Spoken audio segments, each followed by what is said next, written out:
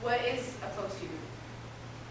Just wondering what the greatest, why a professor would want to do that. Because I think it's obvious we're just kind of a student in their class, but why would they want us to do that? It's so that they can see what, their teaching style gets across to people, and so that they can know that they're getting their point across better. Very true, yeah. So faux student is basically what Trevor was saying.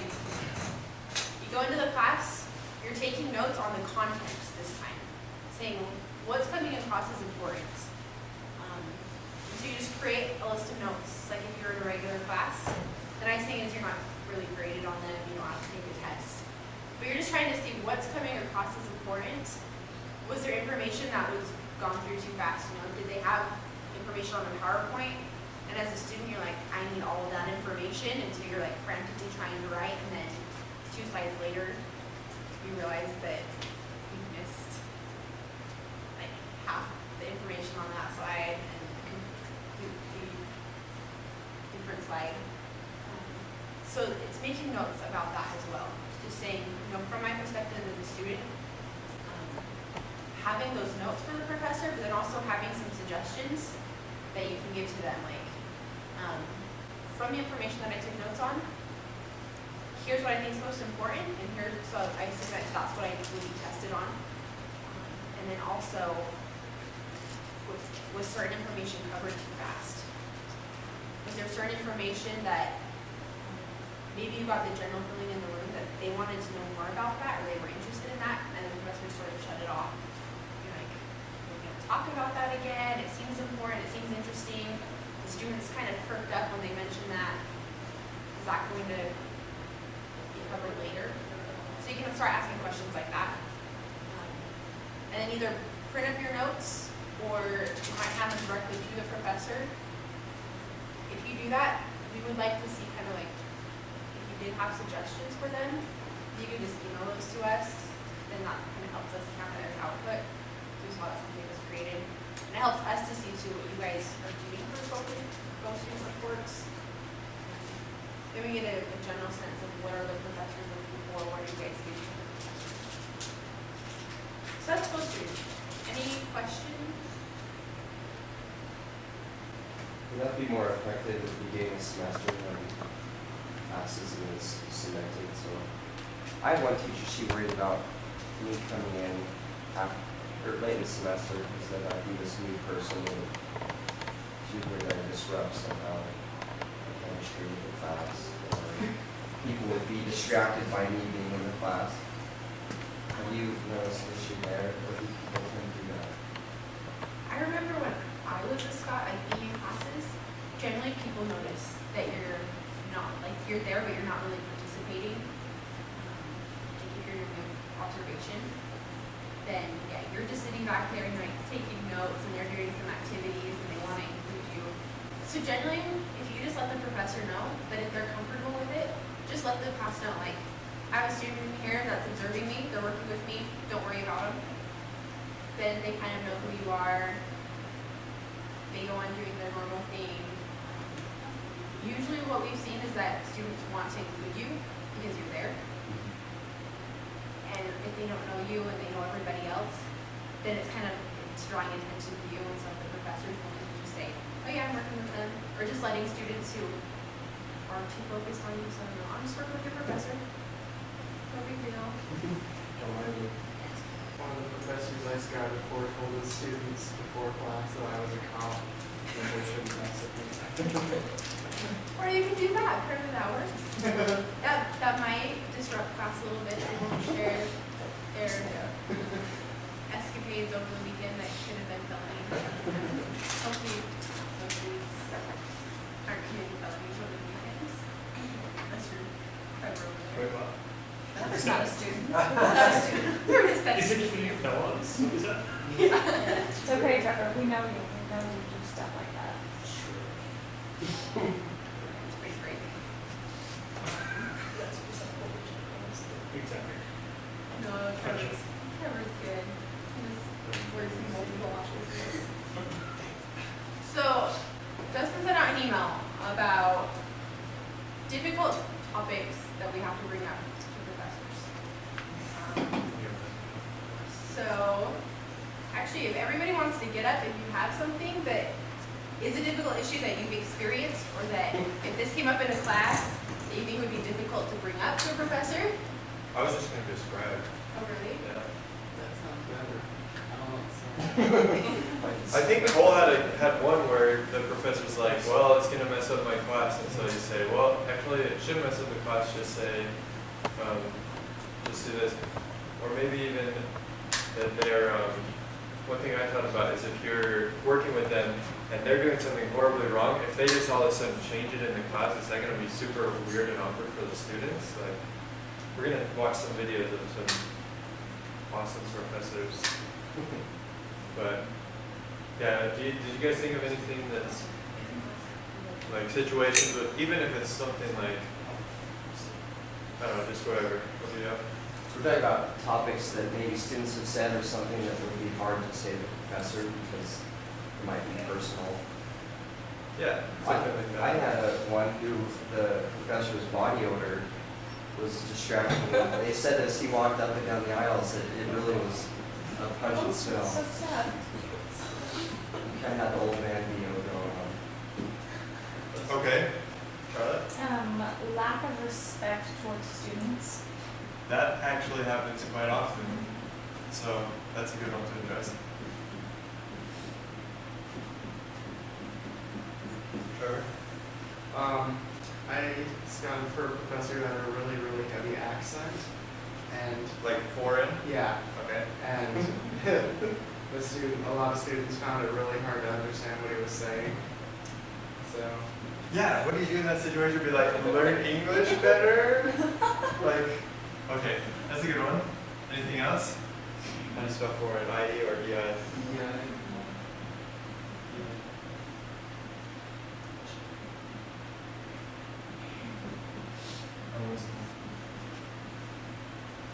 Yeah. I had one where his handwriting was so sloppy that they couldn't tell really what he was writing. Either he was going too fast or his penmanship was poor.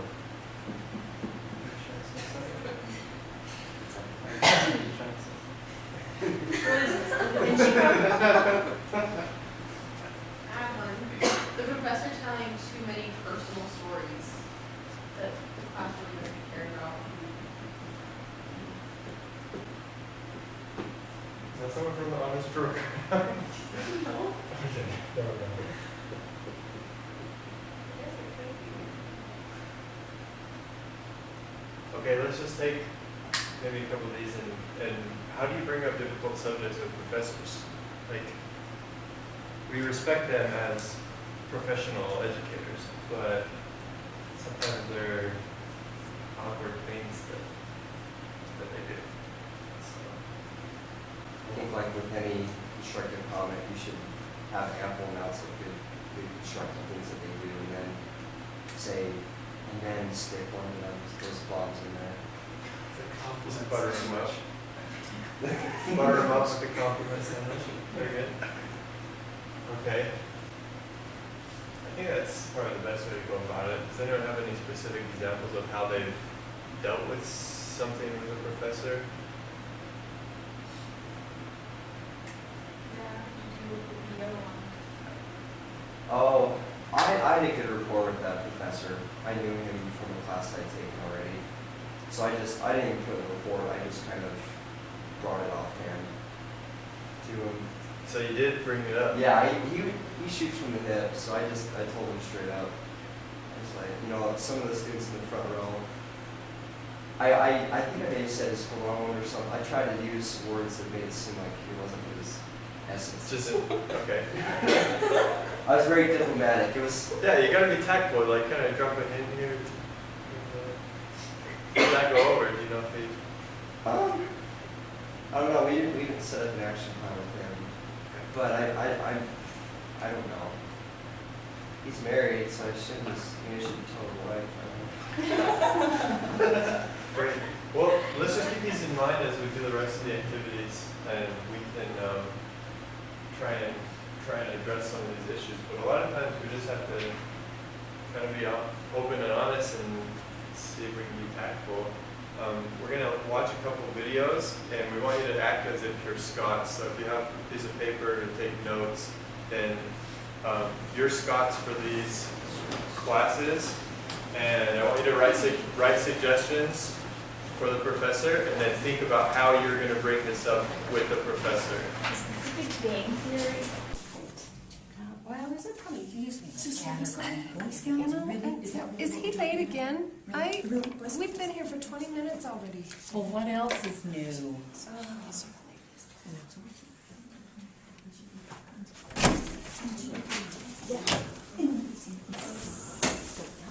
What is this? Is this Anthropology 1010 or Anthropology 4880? I can't remember.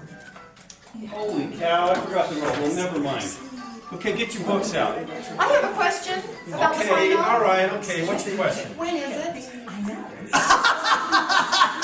That is the stupidest question I've ever heard.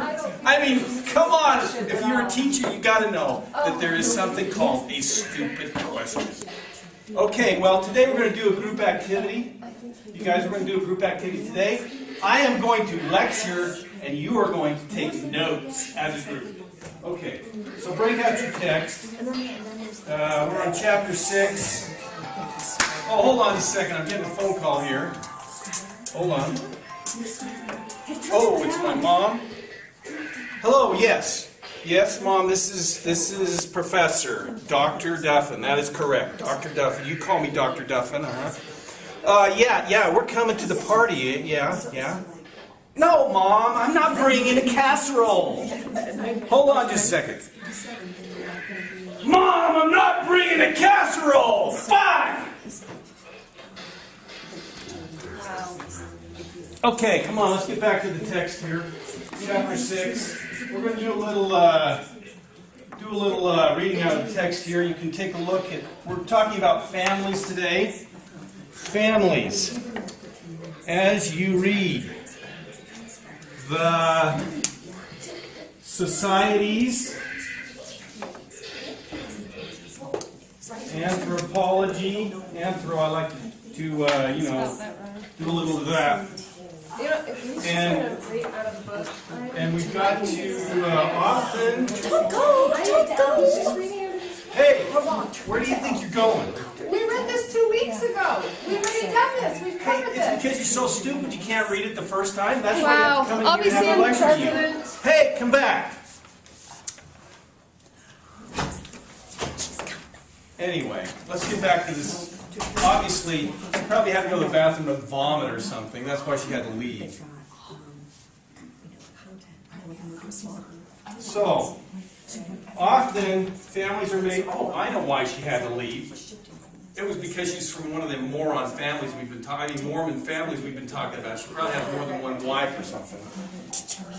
Hold on, I'm getting the text here. It's text. Whoa! I just made 10 here.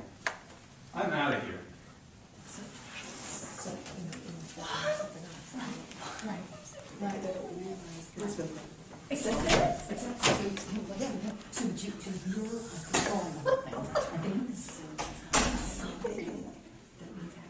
Hey, Jake, is class over yet? Class is over? Class is over? Oh, cool. Let's What go. happened? Oh, okay, great. See ya. I sure hope I'm going to make a name.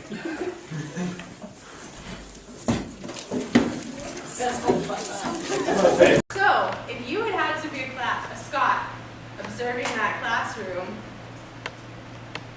probably wrote down some ideas. We're going to do, it's kind of like one-on-one. So partner up. One of you gets to pretend like you're the professor, and the other is the Scot. And this is the meeting after you've observed. And what suggestions would you give, and then how would you give those? So pretend like you're in the meeting with the professor. One of you is a professor, one of you is a Scot, and you're talking about the classroom that we just saw. I would appreciate you to put your phone down so we can go over the information. Congratulations on making it, by the way. I'm very talented professor. Other than that, are you doing well? you have any other So, questions? Awesome, yeah, I think you're a great professor. Congratulations on your tenure. That's awesome. Since you're a little girl, I mean, I agree. Good evening. I'm your guest lecturer, Dr. Sheldon Cooper.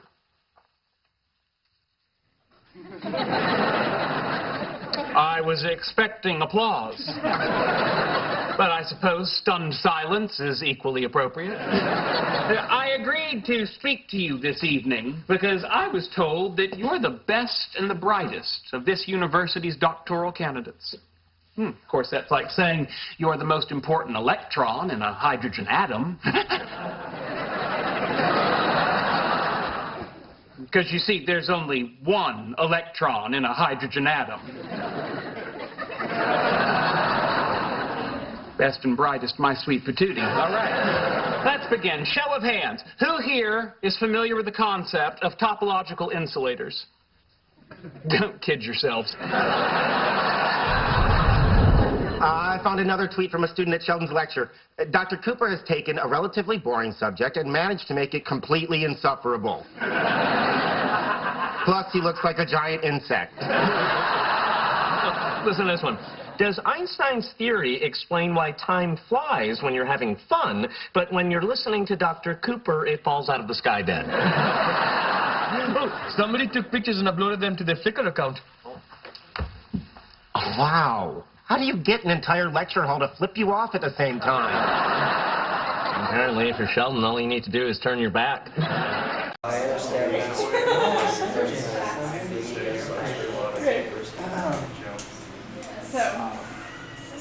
You know, I think students, it was obvious to me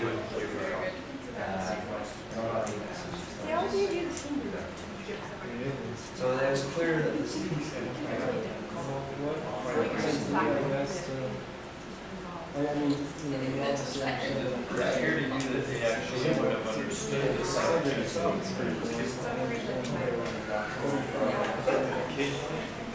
So that was just something that teachers, another one was they felt that we understand and they understand we're very restricted professors on campus. And, you know, as a sub or someone that's stepping up to take a professor, they just felt like they understand that you don't need every class period. So hopefully you got some good ideas. Absolutely. This was, I don't know about you guys, but this was kind of difficult because there was a lot. It's really difficult to be serious. Yeah, that's true too. Me and her were discussing, and we would notice that there are some times where we would like start to laugh when we're trying to talk about it. And it's like, okay, wait, this is like professor. So hopefully you never have anything quite this bad at UVU. If you run into something, you can come talk to me about it. We'll work through it.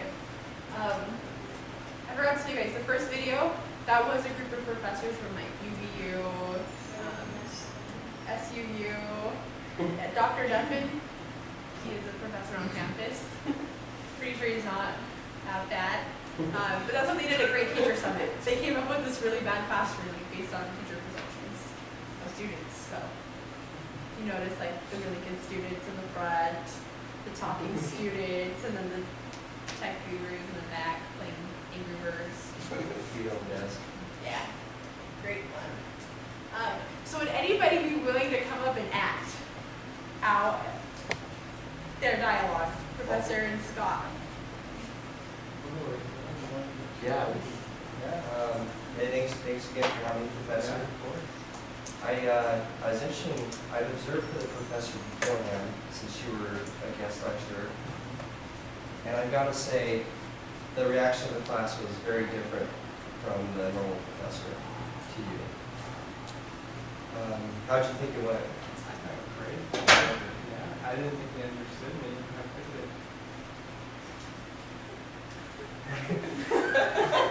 What do you mean? I'm just at a different level from there. Yeah, actually, that was the first thing that I noticed is you got a lot of good knowledge on the subject, and I knew that. And I found your joke very funny at the beginning. One thing I like, the previous professor who teaches the class, one thing that he does really well is he engages the class when he first comes in. So he'll ask questions to follow up from the last time he taught. And he'll also, obviously you can't learn names, but you make an effort to learn the names of the students. So what I found from the students is when you would have your back turned, there would be some obscene gestures pointed your way. Just, just foul things hurled your way. And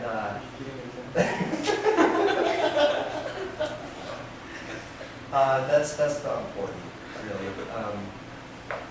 One thing I would suggest is, first of all, they have no idea who you were. You introduce your name as Sheldon, and it may be helpful so they can know who you are to maybe say a little bit about yourself. Family, hobbies, where you went to school. That way they can kind of get a sense for you as a person, not just as a random guest lecturer. So I think from that point, the students were a little bit, they couldn't really connect with you. So does that make sense? You are obviously a very intelligent person, but if the students can't connect with you as a person, then they may not learn as much as they could. Does that make sense? There was so I think from that we can learn that next time, maybe in the next situation, try to connect with their class better. Because you're this big water balloon full of knowledge. I'm not sure I'm going with that analogy, but it's like you burst the balloon over the class when they just need a steady stream of water. I think you're teaching crews now. Okay, we're done.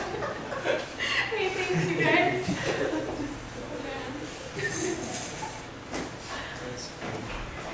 That was great. Might not want to use a water balloon analogy. Did that make sense? I think I brought it full circle in the end. Yeah. The water balloon. She doesn't know where I'm going. I say that a lot. What? No, I don't know.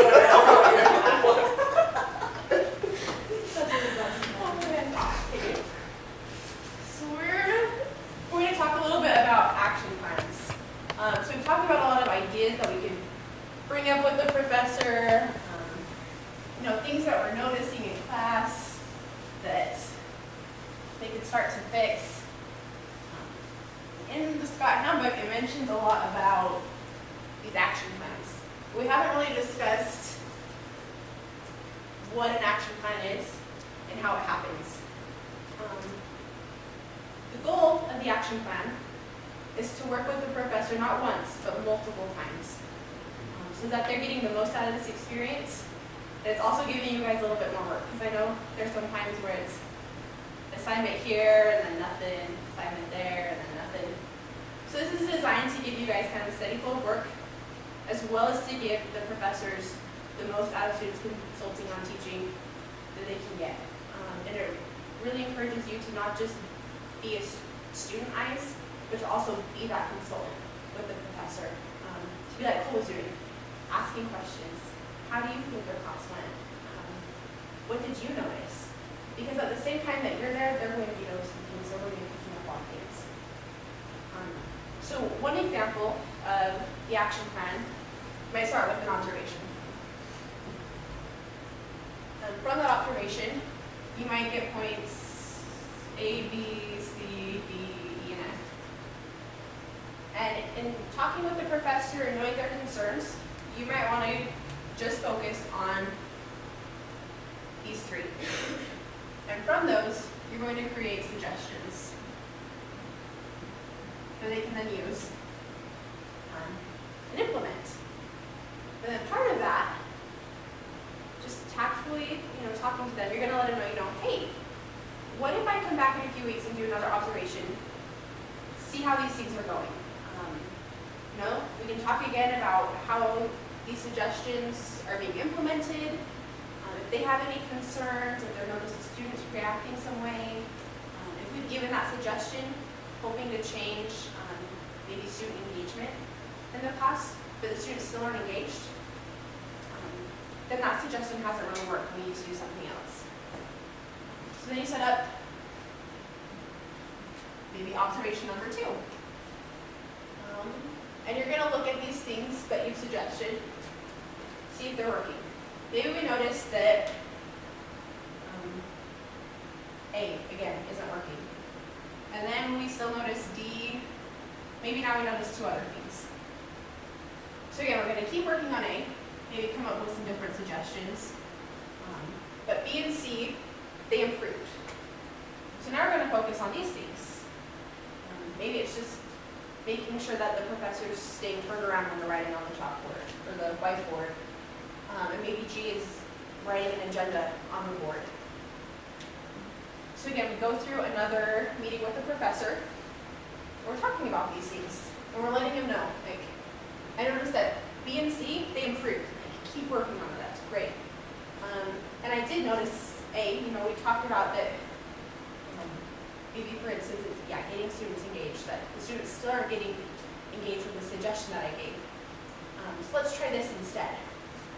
So it's just this continual process of being able to recognize things, giving suggestions, but then also having a level of accountability with it and saying, let me come back and observe to see if these things are actually changing in your classroom. And not just saying, hey, here's some suggestions, use them, see you later. So from there, you might do another observation. And maybe you include filming with that. So then you go through, maybe you're finding that like maybe E and F came up again. But you notice that everything else with the suggestions that you've given, that those things are being implemented. So from your perspective, those things are changing. Then from there, you might be saying, hey, you know what? Everything that I've suggested you've been using,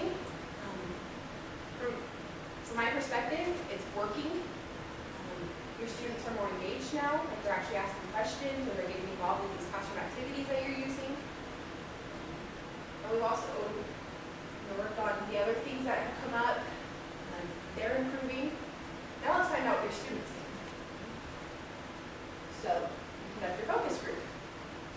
For the focus group, you might come up, like, some of these things might get brought up, or maybe those things have improved from the student perspective, or they might bring up new things. Maybe J is that the syllabus is disorganized. And maybe K is that Canvas is crazy. They have no idea where to find things. Nothing's really clear. So from there, syllabus. You can then say, hey, I can revise your syllabus. Maybe Canvas, hey, I can look over Canvas for you. And that can happen over a whole semester. That's just one example. Have any of you experienced that where you've worked with a professor like over the whole semester, and kind of how did you bring that about, or what came up with the professor that helped you bring that about? Or even more than one observation or focus group with the professor. You've had more than one with the same professor. How did that happen? I worked with someone last semester where he didn't want me to just observe one time because he understands that every class time is different just because of the material being covered or how he's feeling that day, I mean, because sometimes a teacher is going to be more prepared or have more energy, just whatever. So there's things that affect each class time. So he actually wanted me to observe 2 times for the one report. And then from there, I mean, that was near the very end of the semester, but from there, he then worked with me a little bit over the break. syllabus, and then just sent me a really long email on things that he was thinking of changing. And then I'm starting to work with one this semester that I did an observation. He's because he's wanting to see how he can get the students more involved and to have them want to do the learning and in turn do their reading and everything without having busy work. And so he wants me to do multiple observations, do a focus group, and so I mean that kind of happened easily because of what he wanted. So he's like, "This is what I want," and I was like, "Awesome, I can definitely do that." So you definitely have to look in like the professors that kind of reads what they're looking for. But as a student consultant, you do have that ability of saying, you know what, let me come in again and just see, you know, or would you be willing to let me come in and if you're willing to kind of implement some of these suggestions, I can come back and look to see if those are working out. Or if they bring up a specific concern, like, I really want my classroom to be discussion-based. But you go in the first time and notice that over 50% of it is lecture, you know, from your perception as a student, and that the teacher's talking most of the time, then that's a problem. And you can take that to the professor and say, so I know you said you wanted this to be discussion-based, and here's what I noticed. You know, you have your little pie chart and they can see that. You know, what are some ways you think that you know, you can get your students more engaged? Or, you know, I noticed that you're asking questions this one specific way, and so it's only getting, you know, one answer, like a one-word answer, versus the students asking questions, the students giving more, interacting with one another, and maybe looking at the room setup, or asking questions in a different way. And then you know, encourage them to say, you know what, I can come back and see if this is changing, or yeah, if it was just that one class time. But we can start to see if what their desired outcome is actually happening. Based on, you know, your reports, different things. So that's just an idea of, like I said, just one way that an action plan can be implemented. There's multiple ways. I love that. I don't think I've been very good at implementing an action plan, but I've noticed some teachers I've seen that have worked with the program before, that I've done it for. It seems like they just want the report as kind of curiosity to see how their students are receiving them, versus wanting to make any real changes. But I've also had professors who you can kind of tell that they're newer to teaching. I did one for a law professor. She was just super open, and so I set up kind of one of these for this semester. She's like, okay, look at my Canvas. And I think certain professors have different attitudes towards, I don't know if that makes sense, but I think a lot, like, you probably have professors who are like, yeah, they're really open to this kind of thing. And some, it seems like they're more kind of just curious to see the pulse of the class. And you're really not sure what things they'll implement, because they're almost like, oh, well, I always do that. I don't know what this thing's talking about. I've had some professors kind of fight me, or not fight back, but almost say, well, that's weird because I do this. So I think I don't understand what that's right. But that's kind of what I noticed. Those are genuine concerns that come up. I think one thing is it's difficult to kind of give suggestions to a professional. It's kind of intimidating. You can do that very easily in a written report, and a lot of times we want to just kind of give them the report and then here's a couple of things that you can do. But I think that meeting with them afterwards, or we give them a report, is really key to what we do, because we can say, here's your report and you can read it after this meeting, but let me just talk about a couple of the suggestions.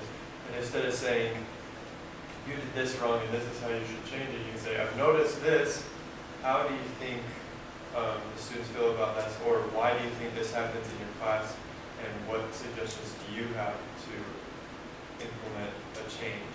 And then they can be like, you know what, I guess that is true, I could try doing this next time. And you can be like, I would love to see that. How about I come in and observe you doing that? Or you can be like, pretty much just kind of have a dialogue with them where you're asking the questions about how they can change it. And they don't think, oh, he gave me a couple good suggestions, but I don't know if that's really going to work. There'll be his own suggestions on specifically how he can change his class. So I think using questions in that meeting with the professor is very important. Because, I mean, in the end, you guys are consultants. You're not just students, you're also consultants. And so, I know it's hard, because I've been there in that seat where you're like, have this report, hopefully you'll read it, hopefully you're not completely offended by my suggestions. We go through those fears of, how is the professor going to perceive that? And a lot of it is, it's talking it out, asking questions. If they're like, you suggested this, but I already do that. Then you could start to ask questions like, for some of the professors, it's what's in my syllabus? Why aren't my students reading the syllabus? And as a student consultant, then you can start to look at, what grade level or like what level is the class? Because a 1,000 level class may not realize that they need to live by that syllabus because it has everything that you could possibly want during the semester right there. Because a lot of them are coming from high school where the syllabus is, I sign it, turn it in, and I never see it again. So sometimes they need those reminders. And just letting the professor know that, like, your students might not have been trained to look at the syllabus. Let's start asking them or reminding them, like, you have homework due, it's on that syllabus. Make sure you're looking at the syllabus because then the students start to internalize, I have to look at that syllabus. Just one example. Any questions?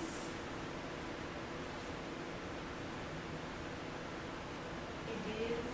Comments? Big shrugs, go. I have something that I'm thinking of, but I don't know exactly how to word this question. So I just kind of like threw it out there. So some professors will, in a sense, bait you, where they'll be like, okay, next time this is due, and this is what we're talking about, and make sure you bring this and this. And, and then some professors are like, okay, see you next class. And they just expect you to know things on your own.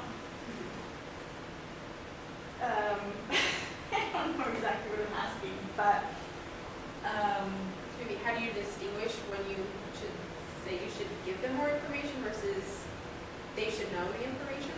yeah, I mean, I know it's also determined by the level of the class, but like throughout the different reports that you've read, classes that you've observed and stuff, is one a better teaching style than the other, or does it really just kind of depend on the class? I think it just depends, first and foremost on the class. There's some professors who, they want to let their students know everything because as a professor, they appreciate having that information. Oftentimes in higher level classes, students are a little bit more dedicated to that major. They're taking those classes, they've been in school a little while, they're in their major, they're taking those classes for their major. They want to know what homework's due. If it's not in the syllabus, they're asking those questions themselves, and the professor's able to answer. Versus the lower level classes, when professors get really frustrated, like they're not doing their work, it's on the syllabus, like why isn't this working? And sometimes it can happen within those first couple of weeks that the professor does kind of baby them just a little bit, where it's saying, you need to look at your syllabus. This is due, but then also letting you know, like, after a while you guys need to be comfortable looking at the syllabus, and I'm not going to be reminding you. That turns it over to the students that if they've been in class for that first little while, they should know. And then the professor can come back and if the student is really vocal about, I didn't know when things were due, I didn't know this, I didn't know that. If you as a Scott kind of know that these things are in the syllabus, if it comes up in a focus group, you could ask that student, I have read over the syllabus, I noticed some of these things were on there, like, did you guys have access to the syllabus? Did you look at it? Did the professor let you know these things were on there? So that it does turn it over that if the students need to be accountable, then they need to be accountable. Because you might get in a focus group one vocal student, it's like, I had no idea where this stuff was. And if the whole class is mentioning that, then there probably is a little bit of a discrepancy there, so that the professor's assuming they should know if they really didn't. versus if it's just one vocal student, and everybody else is like, oh no, yeah, she did say look at the syllabus, she did have it available for us. Yeah, we should have taken on accountability. I think both styles can be effective as long as the expectations are clear. So I think as long as the teacher puts it out there at the very beginning, like you guys are going to have to be responsible for everything, then that's fine and people learn a lot. But if they do, you know, baby their students, then they have to do that all semester. That's what 6 are going to say. So you can just setting clear expectations. And the students do that. Sweet. Thanks, everybody. Thank you. If you have questions, feel free. I have a piece of paper back there. Feel free to write any questions down. Or just